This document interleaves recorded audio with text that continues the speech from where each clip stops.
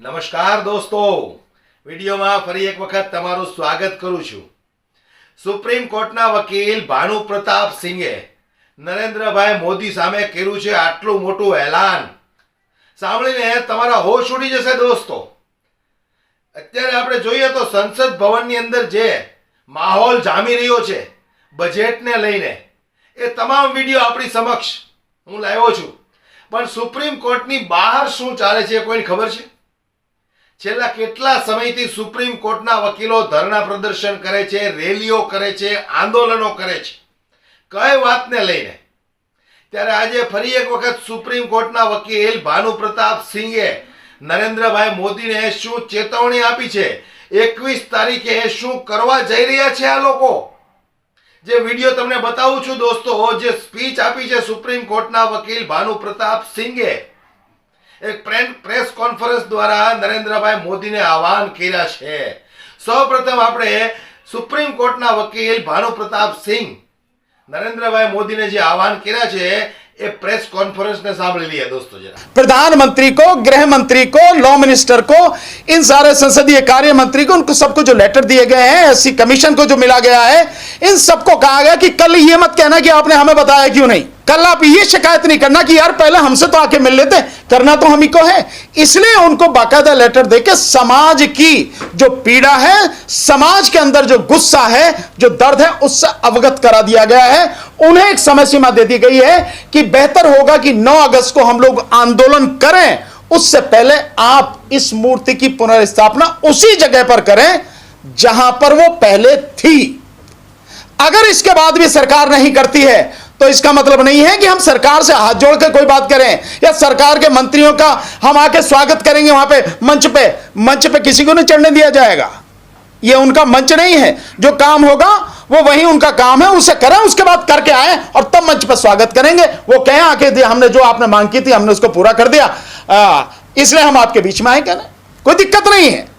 लेकिन कोई ये समझता हो कि उनकी गुलामी की जा रही है, उनको नहीं, कोई वो नहीं है, केवल सूचना दी जा रही है तुम्हारा काम है, करो, नहीं करोगे तो समाज आंदोलन करेगा पूरे देश में। कि 9 तारीख तक अगर नहीं करते हैं, उस दिन भी डेट दी जाएगी और उस डेट तक भी अगर नहीं करते हैं तो देश में आंदोलन होगा देशव्यापी। आपको किसी को शक नहीं होना चाहिए, देश में भी किसी को शक नहीं होना चाहिए, अपोजिशन को या सरकार को भी इस बात की कोई गलतफहमी नहीं होनी चाहिए कि यह आंदोलन केवल 9 तारीख को ही होगा।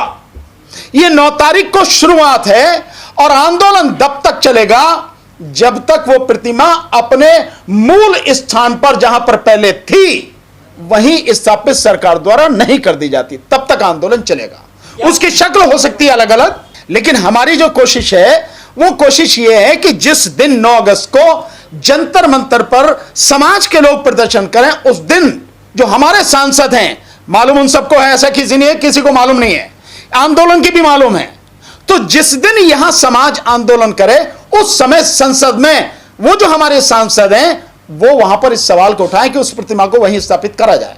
अगर किसी की लड़ाई ये नहीं है प्रतिमा लगाना, अगर कोई इस प्रतिमा के पीछे, हटाने के पीछे जो मानसिकता है, उस गंदी मानसिकता को नहीं समझ रहा है, सरकार के उस षड्यंत्र को नहीं समझ रहा है जिस षड्यंत्र के तहत ये प्रतिमा हटाई गई है, जिस तरह से बाबा साहब का अपमान करने की कोशिश की गई है, हमारे इतिहास को मिटाने की कोशिश की जा रही है, और उस प्रतिमा के वजह से 14 अप्रैल को जो यहां मेला लगता था, पूरा दिल्ली एनसीआर और देश भर के लोग, बाहर से आए हुए लोग, और 6 दिसंबर को बाबा साहब के महापरिनिर्वाण दिवस पर जो लोग यहां इकट्ठे होते थे और आपस में जो लोगों का इंटरेक्शन होता था, जो एक अपनत्व का भाव बन रहा था, जो ताकत बन रही थी, उस ताकत को तोड़ने की घिनौनी साजिश है।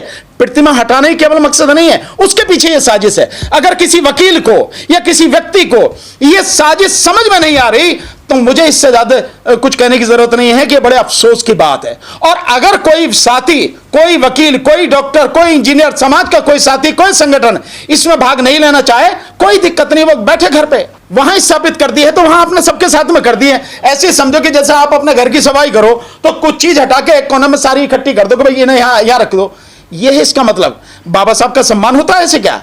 बाबा साहब का सम्मान था, वो किसी के बाप की नहीं थी, किसी की बपौती नहीं थी। वो जो प्रतिमा लगी थी वो आंदोलन करने के बाद जेल भरो आंदोलन हुए, लोग जेल गए और हमारे नेता बीपी मौर्य साहब के नेतृत्व में जो संघर्ष हुआ, पूरे समाज ने अपने पैसे से वो प्रतिमा लगवाई थी, किसी जागीर नहीं वो नहीं। निश्चित रूप से जब वक्त आएगा तो उनका बायकॉट करेंगे, जिम्मेदारी उनकी है, लेकिन जिम्मेदारी आपकी भी है, जिम्मेदारी मेरी भी है। अगर वो अपनी जिम्मेदारी नहीं निभा रहे या कोई अपनी जिम्मेदारी नहीं निभा रहा तो इसका मतलब ये थोड़ी कि हम भी अपनी जिम्मेदारी ना निभाएं। मत निभाएं, उसका सही समय पे इलाज करेंगे। ये मालूम है हमें कि वाकई में पहली जिम्मेदारी उन्हीं की है, क्योंकि वो इसीलिए तो भेजे गए समाज का जो उसका संरक्षण करें। पर अगर वो अपनी जिम्मेदारी नहीं निभा रहे, हम उन्हें याद दिलाने की कोशिश करें, फिर भी याद नहीं आ रहा तो कोई बात नहीं, हम लड़ेंगे, हम संघर्ष करेंगे। अगर वो नहीं कर रहे हैं तो इस बार वोट ले लेंगे हमसे। वो भाई समाज ने वोट उन्हें दिया कि आपको इसलिए वोट दे रहे हैं कि जो सरकार लगातार समाज पर अत्याचार कर रही है, SC ST OBC माइनॉरिटी पर, जो धर्म और जाति के नाम पर लोगों को बांट रही हैं, उनकी जिंदगी जहन्नुम बना दी है, देश का बेड़ा गर्क कर दिया है, उनके खिलाफ संविधान को बचाने के लिए, आरक्षण को बचाने के लिए हम आपको वोट दे रहे हैं। कोई दिक्कत नहीं, समाज ने अपना फर्ज निभाया, अपनी जिम्मेदारी निभाई। लेकिन अगर वो नेता अपनी जिम्मेदारी नहीं निभाएंगे तो क्या जरूरी हमने ठेका ले रखा कि अगली बार हम उन्हें वोट देंगे? चुनाव तो आ रहे हैं अभी 3 महीने बाद जो चुनाव होंगे 3-4 राज्यों में, उसके बाद में आपके दिल्ली में चुनाव होंगे, फिर उसके बाद में बिहार में चुनाव होंगे, और फिर मतलब सभी जगह। तो इसमें कहां की कौन सी बात है? 2027 दूर थोड़े ही है, 2.5 साल बाद 2027 भी आएगा और साथ में पंजाब भी आएगा, उत्तर प्रदेश पंजाब दोनों साथ में। तो हमने कोई कसम थोड़े ना गाली कि इन्हीं को वोट देंगे या उनकी पूंछ पकड़ ली हमने। क्यों फायदा क्यों नहीं है? कौन कहता वो संसद नहीं है? उसका गेट उसी के सामने है, कैसे नहीं है? उसी जगह जहां थी वहां स्थापित की जाए। और अगर आप ये कहते हो तो ये बात मांग करे, समाज इस बात का फैसला करे कि जो नई संसद है उस नई संसद में भी बाबा साहब की प्रतिमा लगाई जाए। हमने सिंपल ये बात कही है, जो सांसद हैं वो भी हमारे सांसद हैं, वो वहां इस सवाल को उठाएं। और बाकी जो अपोजिशन पार्टियां अगर वो समझती हैं कि हमारी मांग जायज है और वो हमारा वोट चाहती हैं तो उन्हें हमारी बात उठानी पड़ेगी। नहीं उठाएगी तो हमारे पास ऑप्शन है ना। संसद परिसर में बाबा साहब डॉक्टर भीमराव अंबेडकर जी की प्रतिमा 1967 में बहुत बड़े आंदोलन के बाद लगी थी। उसको 3 जून को सरकार ने बिना किसी बात के वहां से हटा दिया। बहाना संसद परिसर का सौंदर्यीकरण। उस प्रतिमा से खूबसूरती बढ़ रही थी, उसमें कहीं कोई कमी नहीं आ रही थी, लेकिन यह बहाना है। तो अब इसमें बहुत सारे संगठन, सैकड़ों की संख्या में संगठन इस आंदोलन से जुड़ चुके हैं। और एडवोकेट होने के नाते मैं और भाई साहब हमारे OP भारती जी, हम लोग और इस हमारी टीम के एडवोकेट टीम के जो अध्यक्ष बनाए गए हैं, हमारे साथी दुष्यंत चौधरी जी एडवोकेट, जो all India SC ST advocates welfare organisation के भी राष्ट्रीय अध्यक्ष हैं।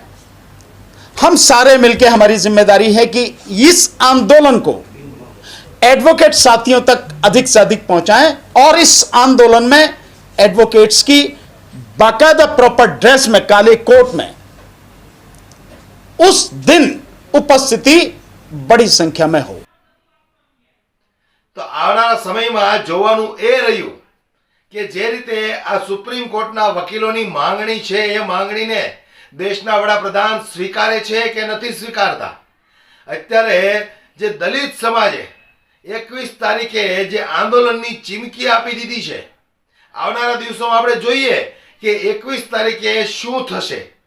જો એ પહેલા કોઈ એવો નિર્ણય આવશે તો આ લોકો પોતાનું આંદોલન પાછું ખેંચશે, નહીતર 21 ઓગસ્ટના દિવસે આ દલિત સમાજે જે રીતે દેશના વડાપ્રધાનને અને સુપ્રીમ કોર્ટના જજને જે આહવાન કર્યા છે એ જોવાનું રહ્યું। દોસ્તો, વિડીયો ખૂબ શેર કરો, દરેક લોકો સુધી પહોંચે। જય હિન્દ।